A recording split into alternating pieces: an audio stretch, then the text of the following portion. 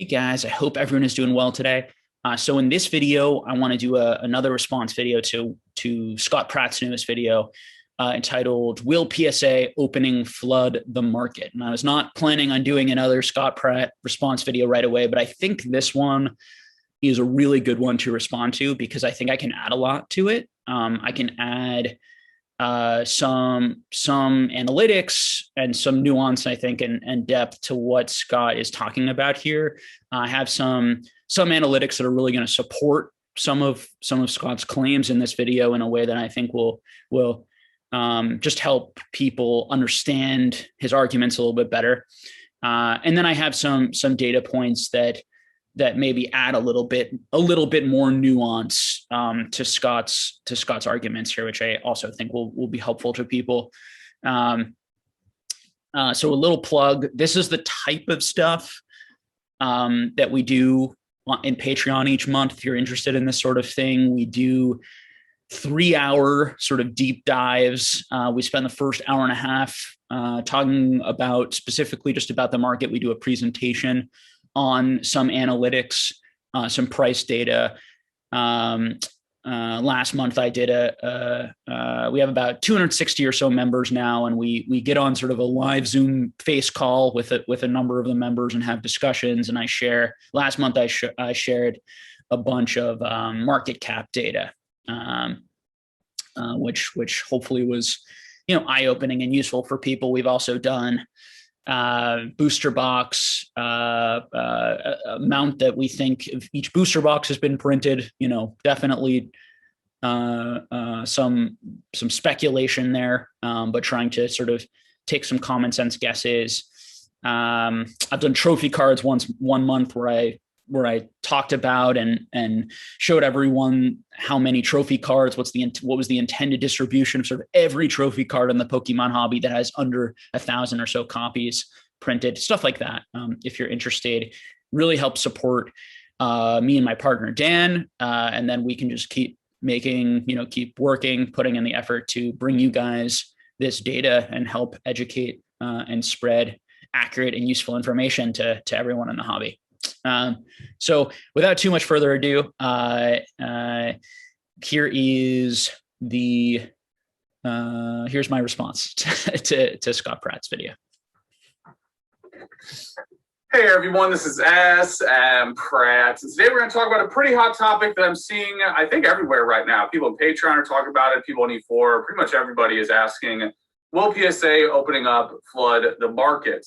So what I'm going to do to address that is just break this down into modern English, vintage English, modern Japanese, vintage Japanese. I think each one of those is a different answer. So you get a little 4-in-1 video here. And we'll go ahead and start with modern English. Will PSA opening up flood the modern English market? Yes. I would even say yes with a capital Y, underline, bold, italicized. Modern English definitely has the highest risk of saturation out of all 4 of these categories. And it's pretty obvious for most people, but we'll run through it just to really, dig into it a little deeper. Modern English is the easiest thing to do. It's in print. It's at the stores. It's everywhere. It's online. It's at Target. When you're checking out, you can buy Snickers or a booster pack. It's right there all the time in front of you. So easiest access, easiest thing to enter. The price barrier is for everybody. My cat sitting money when I was like 11 years old or 10 years old could have bought, some of the modern stuff now. And, that is what was true back then for vintage. It was modern 20 years ago. So right now, this is just what's happening. So Scott is generally right about this, and I think we'll be right over the next few years. But I want to add a little bit of nuance to this point because it's a little bit more complicated right now, what's going on and what's been going on for a while. And part of what, in my last response video to SMPratte, when he was talking about how the expected value of evolutions was really high and how, a lot of us knew that wouldn't stay that way because we knew tons and tons of PSA cards and CGC cards now. And, we're going to come back from a set like evolutions because PSA was sort of shut down, but was basically, there were just massive amounts of those sitting there. Similarly, right now, we have to think about what is at PSA, what was able to get to PSA. For those who do not know, PSA effectively shut down for grading modern Pokemon outside of your maybe hyper rare Charizards and extremely valuable, or Pikachu promo cards that might have been worth quite a bit of money, but effectively shut down for most modern cards because they closed down all of the lower value tiers, and the vast majority of people are not going to be sending in $50 cards at $150 grading tier. Now, some people did, and I saw some of those cards sell for $200-300. So people were able to make money in part because no one else was doing it. So it seemed like those cards had a sort of artificially or temporarily low pop at the moment, which is why maybe some people probably paid for them. But the really important lesson to understand there is, because we're in this sort of time period where PSA could not handle the demand, it has sort of created this moment where some cards are more valuable now than they will be, and that definitely was true for modern, or particularly, and for everything as we saw, but particularly true for modern, because the most of it was still there. But it was not. It was mostly true. And to the point I'm trying to make here, it was mostly true for sets like Evolutions, for sets like Hidden Fates, for some Sun and Moon sets, to some other Sun and Moon sets to a little bit lesser extent, and then to your like Vivid Voltage and before sets. But after Vivid Voltage, and I'm going to show the numbers here, those sets, because of when they came out, and after like Shiny Star B, and Shining Fates, after those sets, so many of those cards are just sitting in to be graded piles because PSA shut down right after that period. But before that period, people were able to send massive amounts of Vivid Voltage, of Shiny Star B, the Japanese Shining Fates. And because they were able to, and because Pokemon was at such a high price at that moment, and all these cards were selling for so much, and the grading, the price to get those cards graded were sub $10 or around $10, it created an environment where so many people sent that out. Whereas when you look at like Evolving Skies, Chilling Reign, Battle Styles, even Celebrations, for sure, although people are sending some of the heavier hitters from there, but certainly like a lot of the lower hitters will be sent in the future, but aren't being sent in now. Those are the types of sets that will not be flooded at all right now until PSA brings the prices down. And then once PSA brings the prices back down to $5 to $10, if those cards are selling for $50, $60, $70, a lot of them in PSA 10, PSA 9, you will see lots and lots of people mass submit to try and sell those cards and make, $25, $30 a card after grading fees, that type of thing. So it's really important. And I'm going to back all of that up with some data right now. So, and let's just start with English, because Scott here is just starting with English. So we'll wait on sort of comparing Japanese to English, which is what he does here. So Evolutions, like this past week and week to week, Evolutions, they're about, I'm seeing 3,000 to 5,000 or so cards come back a week, just from Evolution. So 3,000 to 5,000 graded cards a week. This week it was 4,339. Hidden Fates, a little bit less, 2,694, but still a massive amount. Okay. If we compare it to some Sun and Moon sets, and some sets that some less popular, but also potentially quite a bit lower printed, in my opinion, sets like Ultra Prism or Burning Shadows, and those sets are probably quite a bit more printed than some of the other Sun and Moon sets, because they seem to have been a little bit more heavily printed. Again, it's all speculation. No one really knows. And Ultra Prism, Burning Shadows may have got reprints. Again, a lot of speculation out there. I'm not really sure if anyone knows exactly. And the whole like reprints versus restocks, and how when a reprint gets announced, how big is that reprint? How much does it actually matter? Is it adding only 5 to 10%, or is it doubling the print size? No one really knows, I think. But there's only 212 Burning Shadows cards that were graded this week, and only 115 Ultra Prism, just for example. Okay. Now, if we move to if we want to compare that to something like Vivid Voltage this week had 3,289 cards were graded just from Vivid Voltage. If you want to look at Champions Path, humongous amount of Champions Path cards graded. If you want to look at Darkness Ablaze, right? So all of those sets that came out when Pokemon was at a really high price and everyone was grading everything and cracking things and trying to grade and make quick money and didn't realize that all of their cards would be gone for a whole year. So all of those cards are the ones that are flooding the market right now. Okay.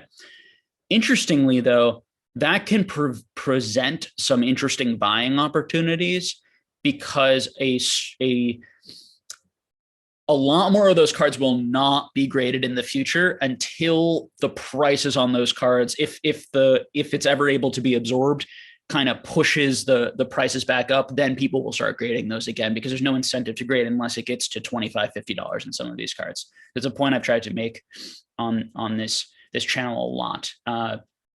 So now let's compare that to Evolving Skies. So Evolving Skies has only 98 cards graded this week. And Evolving Skies is going to have the most out of a lot of those newer sets because Evolving Skies actually has some cards that are selling high enough in a PSA 10 or even PSA 9 that it still makes sense to grade it, particularly at that $50 tier that's opened up, but also made sense to probably grade at the $100, $150 tiers that were available. So I just want to add some nuance to what Scott is saying here, because some sets, there's lots and lots of cards coming back from in Modern, some sets there aren't. And it's not because of necessarily not just popularity of those sets or how much of those sets were printed. It also largely just has to do with PSA, when PSA was open, when people were able to submit and what prices people were able to submit at. Okay. And that is one thing we're going to talk about multiple times here. Is this is the short-term answer. So I guess the one thing I would add is like right now is the worst time to be buying like Evolving Skies PSA graded cards. Like right now is a much better time to be buying, if you want them, Vivid Voltage PSA cards, which seems strange. It's like, well, there's only 98 Evolving Skies cards coming back a week, Jake. Isn't that like a much rarer set? Aren't there going to be much less of those? No. This set, if you watch this video, set like Evolving Skies or Trillion Random Battle Cells were massively, massively printed, just like Vivid Voltage probably. They just haven't had time to be graded yet. And there hasn't been the incentive to grade as much as there was for Vivid Voltage. 5 years from now or further, it might not all align the same. And same thing is true for Hidden Fates and Evolutions. If you want to collect those sets, there's so much supply coming back and so much will continue to come back for a while that it's really crashing the market on those cards. And so you can pick them up much cheaper now than you could, 6, 7, 8 months ago. The point I was trying to make in my last video that was going to happen.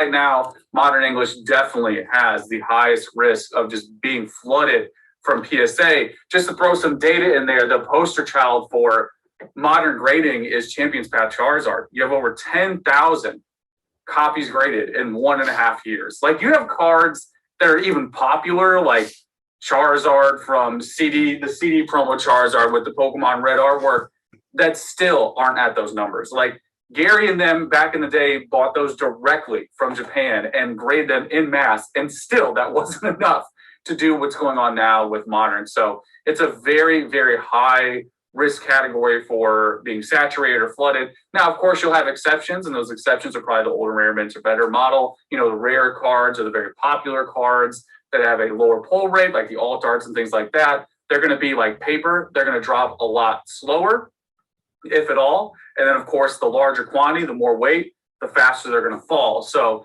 we've seen it already with a lot of these popular cards. They come out hot right out of the gate, first to market. People, the big stonkers, will pay $300 to get graded and then flip it because, a week or even 5 seconds from then, you'll probably have 20 more. So with PSA slowly opening up, you're going to have more Modern English for sure, without a doubt. It's definitely the highest risk category because, again, there's no barrier to entry. Anybody can do it, and pretty much anybody does at this point. And it's very easy. It's very accessible. It's just the most accessible, and it's also in print. So that is why.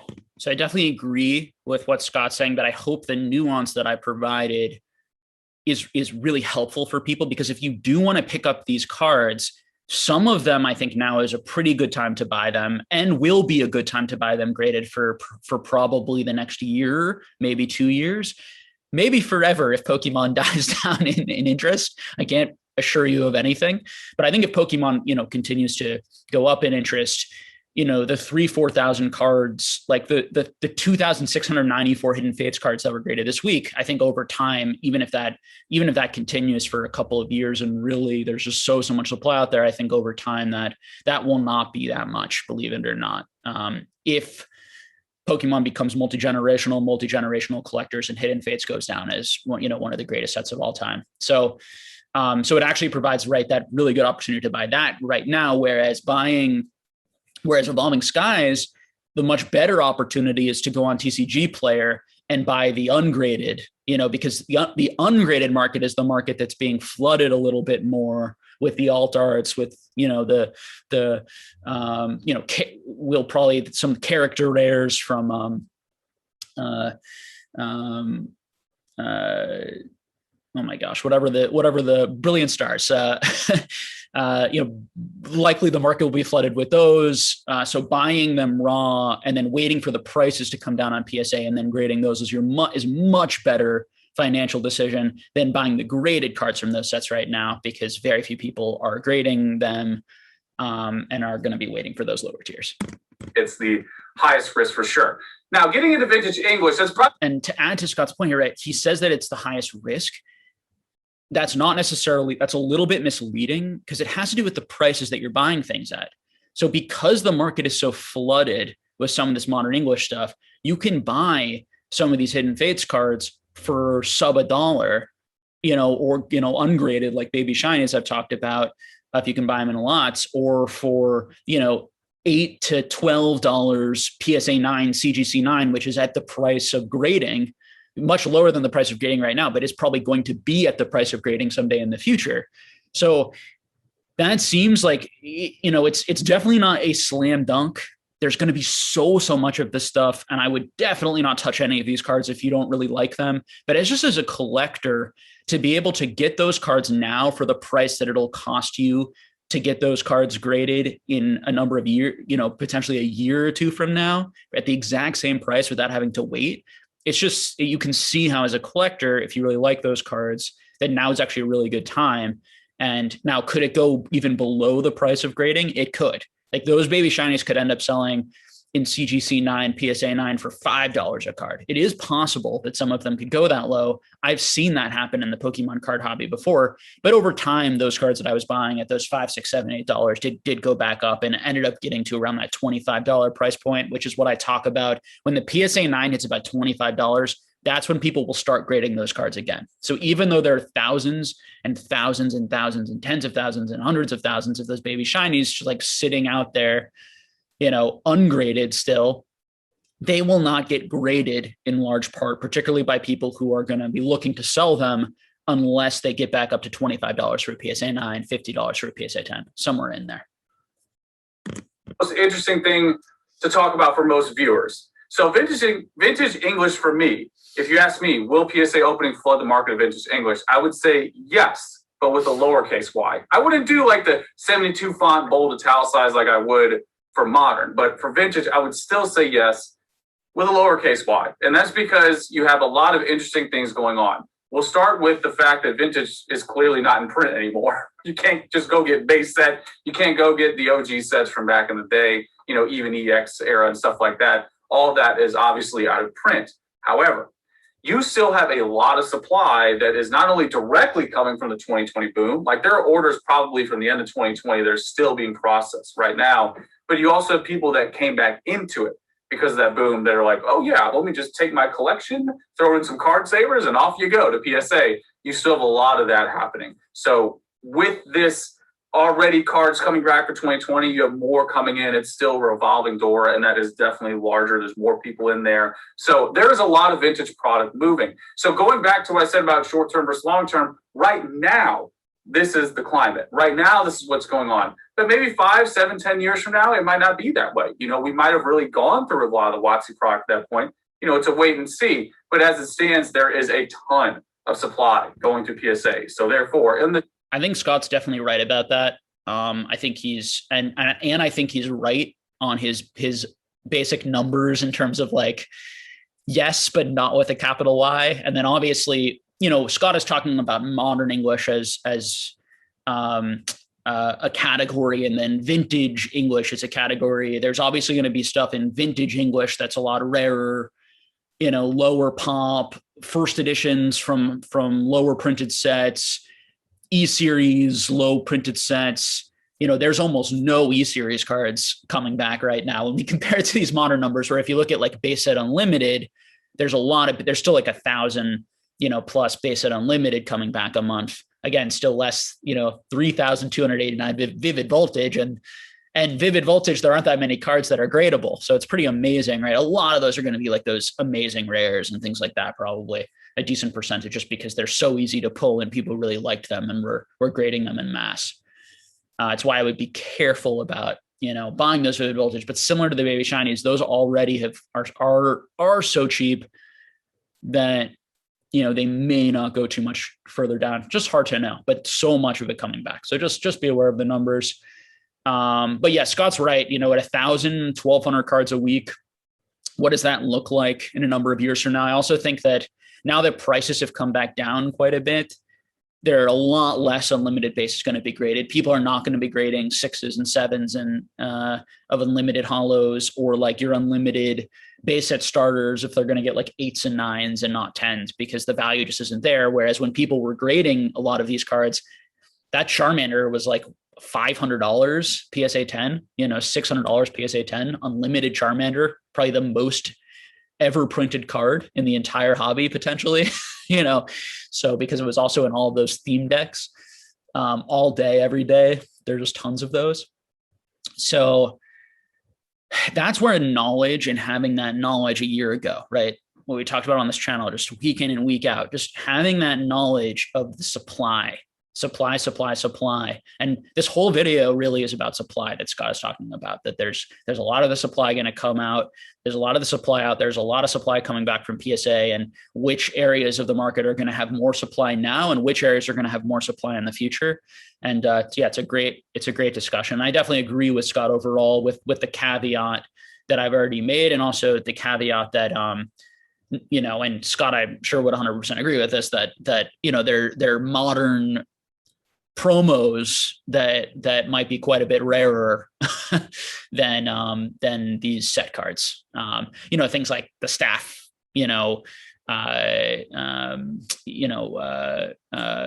promos from some of these, from Evolutions could be an example of that, or if we want to talk even more modern, from Vivid Voltage, those cards do not have endless amounts continue to come back from PSA, although there still are quite a bit, but there's probably going to be the most ever right now of those types of cards coming on the market.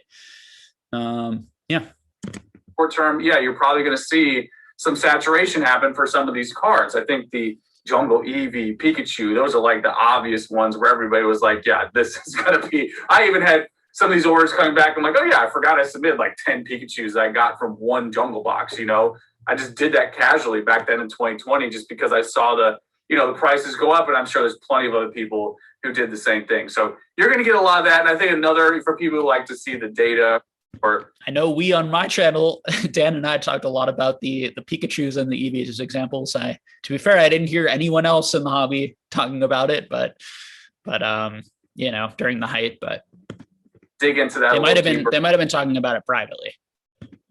Just go look at a lot of the auctions that are happening right now for sealed product. One of the things people said back in the day was sealed product always goes up. That's not true right now. And I think that's a great canary in the coal mine to show that this stuff is not foolproof. Like, it has plenty of supply out there. These auction houses are selling plenty of Watsy boxes. Like, I have my choice. I'm like, do I want that mint one or that mint one, or this one that's slightly sun faded, or that one that has maybe a little corner bend on it or whatever? There's so many options right now because there's so much supply on the market. And again, that might be today, that might be a year, 5-10 years down the road, who knows? But in the short term, you have all this stuff happening, and you just have so many people that are now grading vintage that didn't before. 2020 is not only like the OGs and all the people who are here, the like grandma house dwellers and things like that. It's people that are new, they're getting into it, sort of adding that volume as well. So there's a lot of vintage supply right now for English. So I would still say that's a yes. Now, getting over to Japanese, things change. There's a lot to talk about. There's a lot that's different with Japanese. And for people who don't mess with it, I'm going to try to hit some of the main points here to help you understand that Japanese is not really much at all like English. They do pretty much everything different than what English does. So starting with modern Japanese, will PSA opening flood the market? Maybe at best, like maybe. I don't see Japanese, first of all, grading as much. A lot, I would say very safely, most Japanese cards graded are by Westerners, are by non-Japanese people. I think it's a very, very safe statement. When you talk about modern too, there's not a lot of modern graded Japanese stuff going on.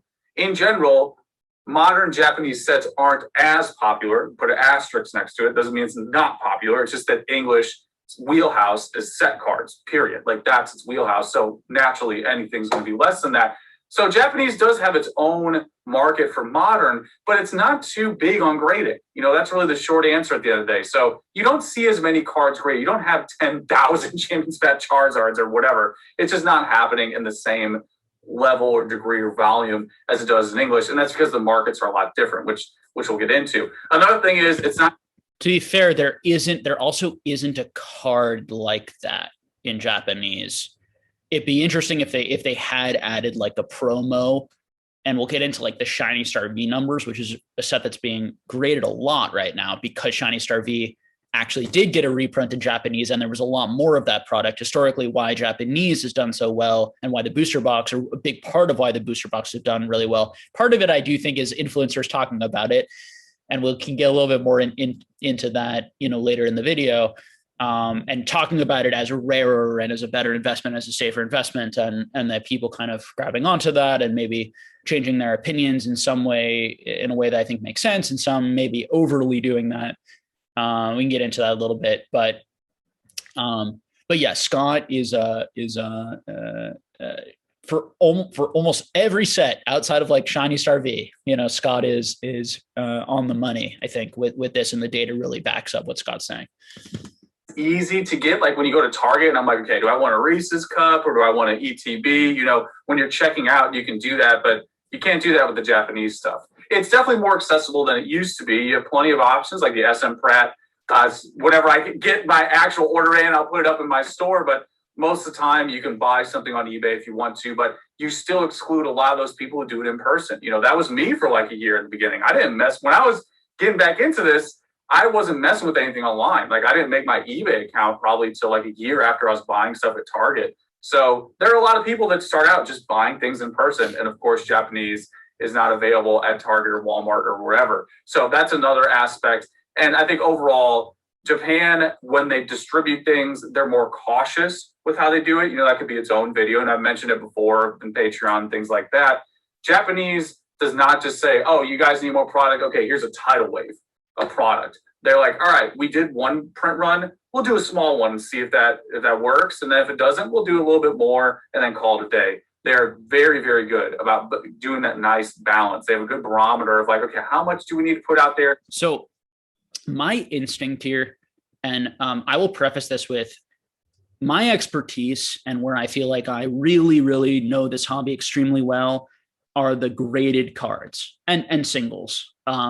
And the prices of graded cards and singles, the pop reports, how they've done over time, understanding which ones go up, which ones don't. When I do not feel like I know extremely well is sealed product, the amount of sealed product out there, the distribution. I'm not very convinced that anyone knows it very well. I think it's a very hard thing to know about because the numbers are not publicly put out there, one. And two, there's no database where we can have a sense of how much sealed product is out there. Okay. So, but my instinct, having prefaced it with all of that, is I don't really know, and I'm not sure anyone knows. I'll just be completely honest with you. And there might be people, Scott may know. Scott may have a much better idea than me. I don't know. But my sense is that Pokekayun, CP6, and some of these sets that were printed before any of this boom, and I think in Japan, Pokemon has boomed humongously, over the last year and a half or so. And they have bought so much more product in the last few years. I think, first of all, cards in general, you get like all sorts of things are blowing up DBZ in Japan, just like they did in the West. One, that's my understanding. Again, don't feel like I'm an expert, but it's my understanding. And when I combine that with the fact that the interest is blown up in the West, I would imagine that what has worked in the past and made CP6 and Pokekayun so expensive may not work out for Shiny Star V, and where there have been not very many CP6 graded cards because there just wasn't that much CP6 printed and not much of it made it to the States. A lot of it probably just stayed in Japan and isn't being graded. Like Scott's point, there's only about 1,200 total graded CP6 cards right now, something like that. It was maybe a little bit higher, but it's something like that. There are 1,400 Shiny Star V cards being graded a week, and the Shiny Star V cards are worth very little. The graded CP6 cards, a lot of those cards in 10 strictly, like the Charizard and the Pikachu from that set, and some the other the Mew, for example, like those had a lot more incentive to be graded during this time period.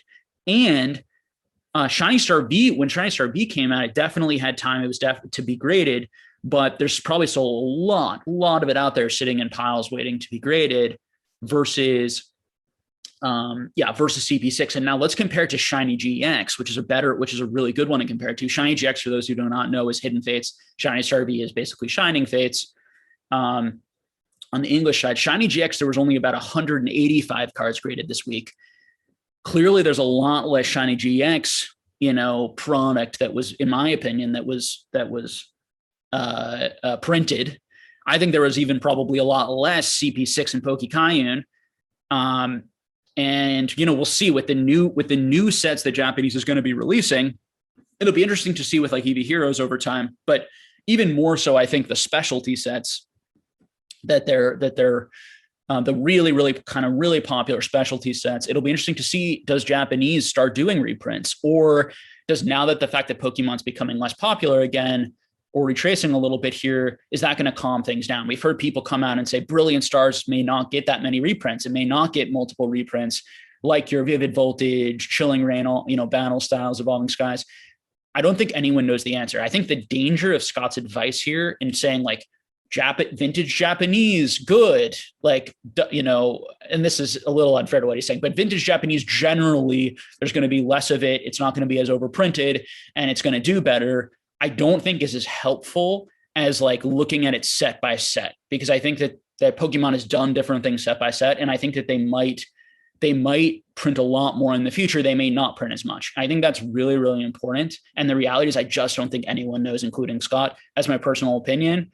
Scott may know. Scott may have distribution numbers and all these sorts of things. And again, I feel like my real expertise is on graded cards. So take my opinions on that sealed product as you'd like. I do think what's great though, because I know the pop reports and I know how much is coming back from PSA so well, and I'm so steeped in the analytics, that does give us a little bit of taste of probably what's out there.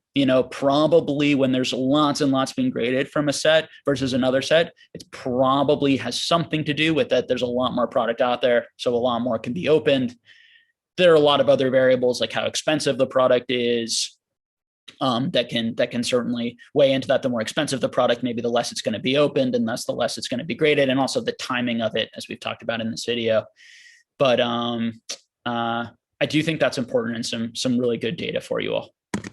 Which is why typically Japanese sets over time, sealed product tends to hold its value, and in general, CP6, Pokekayun, things like that usually increase faster because again, they don't saturate as much. So for those, definitely true for those sets. Again, we'll see what happens in the future. It may continue. I also think what has happened, and I said I was going to talk about this later, is I think channels, not so much Scott, because Scott's, I think, been talking this for a long time, but channels like Twice Baked Jake, we never, like Leonhardt and Unlisted Leaf and the big channels, they always showed collection binders and collected in English, PokeRev, English. Now, yes, they opened some Japanese, and they increasingly open more and more Japanese over time. But Japanese, if you go back and you watch Gary, King Pokemon, talk about Japanese, he always was like, Japanese is uninvestable. Japanese doesn't go up in value. No, people don't collect Japanese. It's not a thing. And that was because, in large part, people didn't. Now, as I've always said on this channel, I bought a ton of Japanese and collected a lot of, I own about 40% Japanese of my entire, huge collection, right? So first of all, I always loved Japanese and I always collected what I loved, but two, I saw the upside because I thought it was really cool. I thought over time people would really appreciate it. And I thought that particularly some of these promos and trophy cards and other sorts of things, there was great rarity and history in them that I didn't see an experience on. So when I say Scott and I probably agree on 90% of the hobby, I really mean it. I think Scott and I like a lot of the same stuff. I think we're both very bullish and hopeful on Pokemon in the long term. And we both freaking love Pokemon and we want it to succeed. And we want people to be here and enjoy Japanese and English and the whole hobby. But I do think that with channels like Twice Baked Jake really talking about Japanese and saying how much Japanese goes up, not only do I think it made Japanese go up more than it would have, I really believe that. And there's good data to support that because he'd come out with a video on a certain product and it would double, all of a sudden. Scott came out with a video about cheap items that you could buy or affordable items that you could buy, talked about the Silver Bible. And that day, the Silver Bible, someone went out and just bought all of the Silver Bibles up and it like quadrupled in price or something insane in one day. Ironically, his video was about how there always going to be affordable options, and what people talk about doesn't move the market. And then here we go, like a funny, ironic example. So that stuff is going to happen. Now in the long term, I don't know how much that will matter, but I think the danger is that certain items can get overvalued when you put out narratives that like Japanese low printed, Japanese exclusive. That can be a little dangerous when some Japanese sets may not be that low printed, may not be that exclusive. And it's why it's so important to share the data too. Now, again, we don't know. I don't feel like we have enough data to really know like how much Shiny Star V is printed versus like Shining Fates. Like, I have no freaking clue. And we're going to see with new sets in the future. The other huge part of this is that demand piece, right? And I think that there was just a lot less demand, particularly in sort of like the investor world for Japanese product a few years ago than there is now. Definitely on E4, you're going to have tons of Japanese collectors and trophy lovers and all sorts of things. But I think a lot of people, particularly with set cards, a lot of people really only went after like Japanese exclusive arts. So your trophies, your sort of exclusive Japanese promos, your sets like Versa Series, Meiji, Topsoon, Cardass, vending series, these types of things, and really didn't go as much after the set cards on the Japanese side. And instead we're paying huge amounts for your PSA 10 first edition, WotC Hollows, even like the gold stars, like the Japanese gold stars, I was picking them up. I have, 50 Japanese gold stars or something, 40 to 50 that I was getting at like sub $100 a piece because there just wasn't a lot of interest in them. Now that narrative's completely changed, completely shifted. They're very expensive. I don't think that that's necessarily wrong. I just think people should know the history and that, things can oscillate and change and things could change back, things could shift, make of that what you will. But I think all of that is really good for people to know and know maybe the full context.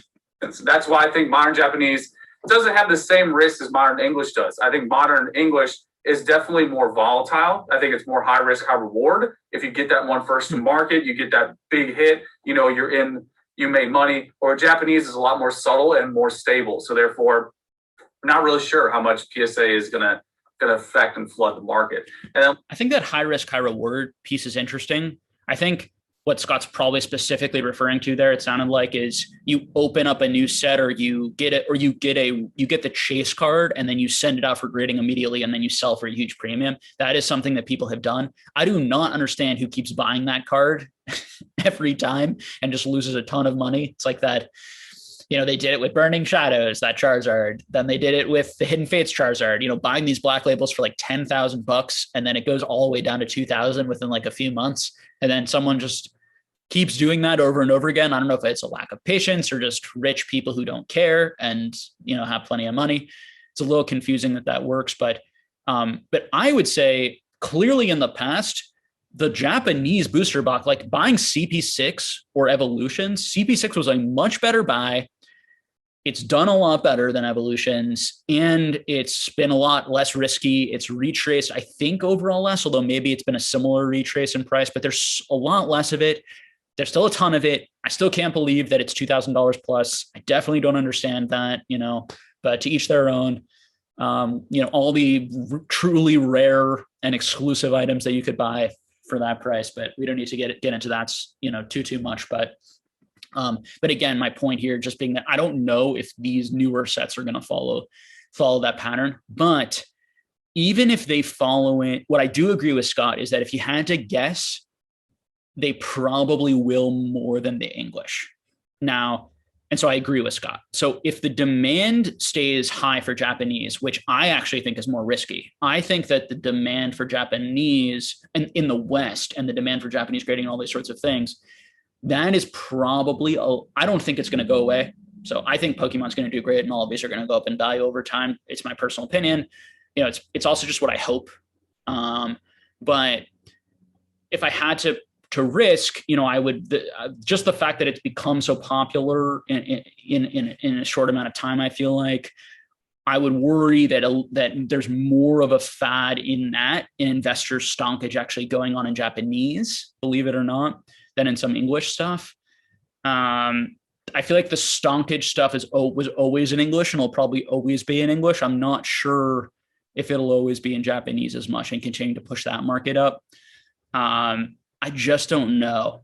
I see so many people getting cases of the new Japanese sets and sitting on them and amassing them. And I guess, and I'm rambling here, but I guess that wasn't happening on the English side that much either. It's sort of a whole hobby thing where the whole hobby, now there are people who are amassing huge positions and everything and just kind of holding it and waiting for it to go up to sell. But I just don't, let me put it this way. I would not ever expect CP6 or Poke type gains again on any sealed product unless Pokemon massively underprint something going forward, underprints the demand. I just would not expect those types of returns in such a short period of time. And I mean, we're talking about what, $50, $60 or something or even $80 to $100 maybe to $2,500, maybe even $3,000 at the height. I mean, that's, we're talking 30 times plus gains, which we did see, on some Japanese items, but other Japanese items, but it's pretty insane. Not least, vintage Japanese. The vintage is always the most interesting because it's so old. There's so much data. There's so much that's happened already. Vintage Japanese, if you ask me, will PSA opening flood the market? Very doubtful. Very doubtful. If anything, you kind of go down the line here with modern English and then vintage English and Japanese. You start with like yes, and then a little bit less and less, and then vintage Japanese to me is just the lowest possible out of all of these. Number one, when you're talking vintage Japanese, we got to talk about, are we talk about sets or we talk about promos? Because the reality is vintage Japanese is a lot of promos. We're talking about English being the wheelhouse, all sets, right? That's its main deal. Japan is promos all day because you have so many cards in Japan that just aren't like these beauties right here that just aren't released in English, like the Pal City promos, Pokemon Center, go down the line. In each year, there's so many cards that come out in Japan that never do in English. So therefore, when you mix in what we already talked about with modern Japanese, how Japan doesn't really grade a lot of their stuff, that leaves it up to us, all the grandma house experts, to go in there and buy it up and grade it, flip it, do all that. You just have a different process. Another very, very interesting, extremely valuable nugget of information is that Japan just does not act like we do. So if you gave Japan the same amount of product as US, 1-to-1, it's going to act differently because Japan just does not have that same like hashtag baller, hashtag big moves, hashtag entrepreneur. They're not doing that. They don't work 26 hours a day and sleep 30 minutes. They're not hustling. They're not chasing the bag over there like we are. So it's one of those things that the culture overall is so much different. So if you had the same 1-to-1 quantity, it would still act differently in Japan. And on top of that, you have the obvious things like it was out of print. All this stuff vintage has been out of print for a minute. And then you didn't have the boom over there like you did in the US. The 2020 boom really didn't do much for Japan. That's pretty much why most people like myself who deal with a lot of Japanese cards really don't see much of a change, in sales and things like that. Like in Patreon, every time I do my monthly sales, it's pretty much the same. So that's very misleading. Japanese cards went up humongously in the beginning of the boom and have come down a lot also. So I have cards that 30x'd, Japanese cards that 30x in price. Some of my, I did better overall on Japanese in terms of how much it went up than I did English, which might not be Scott's point. I think Scott's point here, the way he said it kind of sounded like that. But I think the other part of Scott's point here is maybe that it hasn't come down as much or it hasn't retraced as much as English. And that is only true if we compare it to like unlimited base, like the most common English stuff. If we're comparing that to like E series or like original Nintendo EX era or like, you know, some of the stuff that, or even like any other WotC Hollow that first edition stuff that really fell more like 30 to 40%. Most of these, like all these cards that Scott is showing in the background here, like that sell it, like the play promos, like they fell a lot in value. Now they're still up a humongous amount and they're doing great. And there are not endless amounts of these cards, particularly in high grade, but everything has really fallen. I think sort of trying to separate, it's like Japanese does better and Japanese hasn't fallen as much and these exclusive promos haven't fallen as much isn't the reality outside of your biggest offenders like unlimited base. And so in that sense, I agree with Scott. So maybe that's what Scott means, but I think that again, it's maybe me just sort of adding that nuance and saying that I mean, even when we look at trophy cards, they're like trophy cards that have done much better and have kept their value, and there are other trophy cards that sold for $40,000-$50,000 that are now selling for like 20 or 15, or people aren't even able to get, you know. So it's a huge hobby. It's difficult to put things into these very specific categories. It's much better to take one item at a time. And I also think we should be fair to Scott that Scott is trying to do something which is like categorize the market into 4 distinct things, when in reality, each of these things have tens of thousands of cards that all behave slightly differently. And you know, I could pull one data point from here and compare it to here and show how he was wrong, but then there'd be like 3 data points that were from here to here that he'd be right. So my real goal was just to add some nuance, add some depth with some of the analytics, some of the numbers, and hopefully I've done that. Let's let Scott, I guess, finish up his point here, and then we'll end the video for today. There's not really much change there. So I think that's because, again, you have a separate market that does have some overlap, but it's not tied at the hip. You know, when the Logan Paul stuff was going on, that really primarily hit modern English and a lot of the English cards, like vintage. Again, not right.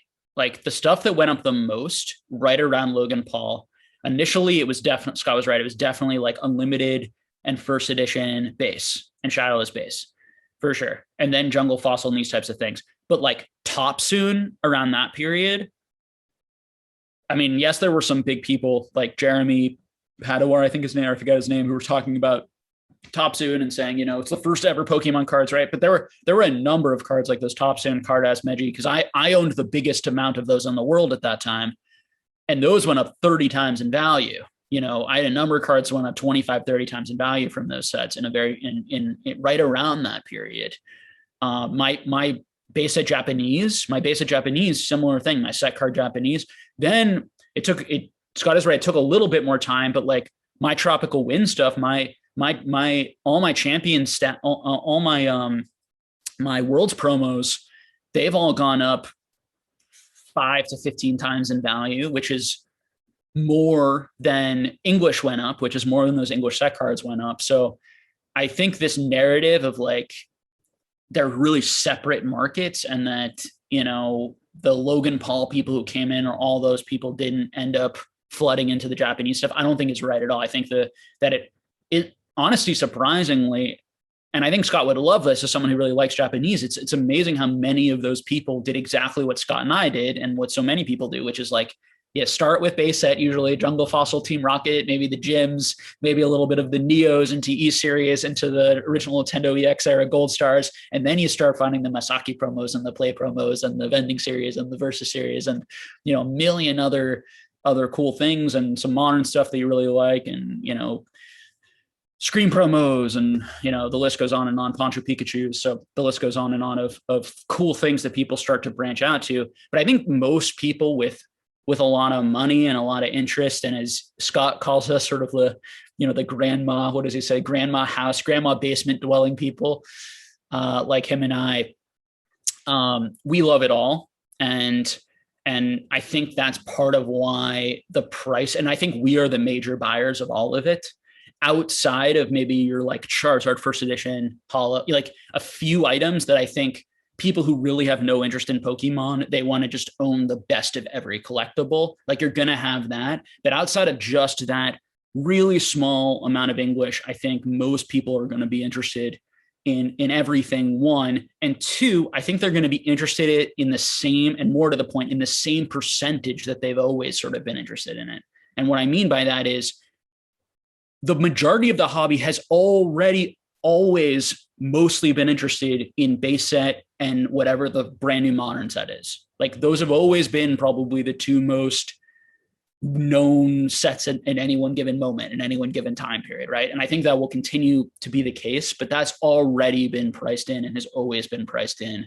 And I think a similar percentage will eventually, go down the rabbit hole into these other items and want and love these other items that are often, considerably rarer, to sort of Scott's point. So overall, I think it's a great video. Let's let Scott and Watsi in particular. But, vintage Japanese, it's been out of print. It's harder to find today in mint condition than at any point in time. It is so hard to take my old rod over to Japan and pull out a mint condition ungraded card. It is ridiculous. We're back in let's go 10 years, 2012, 2014. I could just blindly throw my old rod out there and all these mint gold stars would bite and I would just pull it out and be like, oh, that's cool. Got a PSA 9, PSA 10, PSA 9. Now it's like, oh, that Metagross has an in-depth that I didn't see. It's like, that Rayquaza has some whitening on the back, and that's pretty much what you're going to get.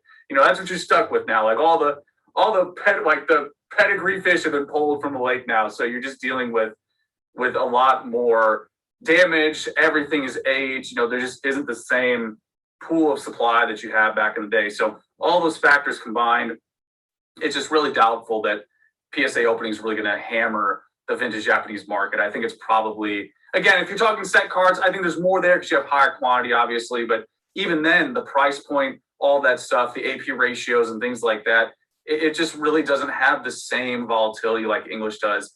And, going back to the 1-to-1, even if it's the same quantity, Japanese is just much more chill. They're just much more chill. That is not what has happened with the prices this year. There's been a ton of volatility on the Japanese side as well. So from the trophy cards to I guess I said Worlds promos. Those aren't Japanese. Well, we have the Japanese Worlds promos, but from the Japanese trophy cards to things like these play promos, vending series, Topsoon has been one of the most unstable all over cards. So again, it just depends on what you're talking about here. I'm not sure what he's talking about. Set cards have also moved a lot, just like English. They went up a lot. They've certainly retraced a lot right now. We've had cards retrace 50, 60% on the Japanese side, just like they have on the English side. So again, I'm not sure exactly which cards he's talking about and which numbers. Sometimes I feel like that's more of a feeling of just there's less of it, so it's going to be less volatile. In reality, so many things that are fairly rare have been very volatile this year. Now, where I might agree with Scott is that in the future, it's possible some of those items will be less volatile. I think what happened this year is so many people experienced the possibility of life-changing money that so many cards that never would have sold if prices didn't go up a huge amount, cards that are really near and dear to people and that are very rare, people had to sell, really compelled to sell because it was life-changing money for them. That's very understandable. I wouldn't expect that to continue to happen all over the place going forward. So maybe we will see. And what I would love to see is just some more stability in the markets for everyone so people can just enjoy themselves. They don't feel the FOMO. They don't feel they either have to buy right away, or sell right away because it's going to go down a lot more, right? So just kind of finding that calm ground would be good for everyone. Again, Scott, absolutely one of the pillars of the hobby. I owe him a ton. Hopefully he's cool with me doing these. I've certainly invited Scott on the channel to have these conversations. This is the best that I can then do. I would rather do this live in a conversation. Yeah. Thank you all so much for watching. If you like this content, let me know below. Subscribe for more. Please like the video. And the best thing you can do, obviously, to support this and show that it's been valuable and helpful is, pay that $10, monthly subscription to Patreon.